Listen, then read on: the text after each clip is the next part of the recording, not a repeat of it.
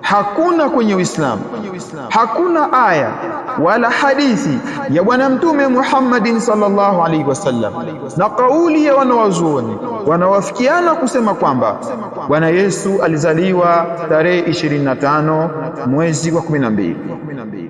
Kwa hiyo sheria ya Uislamu inasema mtu ambaye atakayekula chakula ambacho kimeandaliwa kwa sababu ya siku maalum, wanatakidi kwamba Yesu ndo kazaliwa siku hii, atakuwa ameingia katika muharramat, atakuwa ameingia katika mambo ambayo yameharamisha Mwenyezi Mungu Subhanahu wa Ta'ala, kuambatana na wale ambao wanaofanya ibada kinyume na Mwenyezi Mungu Subhanahu wa Ta'ala.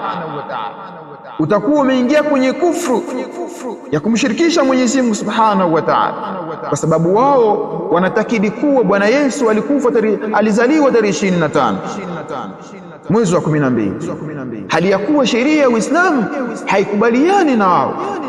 Inakuwaje wa Muislamu kumkufuru Mwenyezi Mungu Subhanahu wa Ta'ala kwa sababu ya wali wa siku moja?